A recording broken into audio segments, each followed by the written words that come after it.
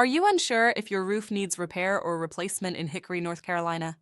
Knowing the signs of roof damage is essential for maintaining the safety and integrity of your home. First, look for missing or damaged shingles. Shingles protect your roof from water damage, and any damage can lead to leaks and further issues. Water leaks and stains on your ceiling or walls can indicate a leak in your roof. A sagging roof can indicate structural damage, requiring immediate repair to prevent a potential collapse. If you find granules from your shingles in the gutters, it's a sign that your shingles are deteriorating. Most roofs last between 20 to 25 years. If your roof is approaching this age, it may be time for an inspection and potential repairs. If a significant portion of your shingles is missing, cracked, or damaged, it might be more cost-effective to replace the roof.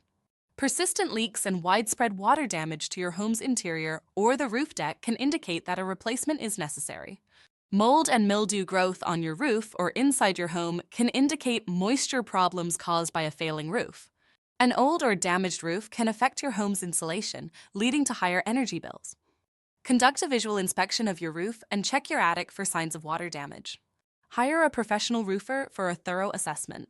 Obtain quotes from multiple roofing contractors to compare prices and services.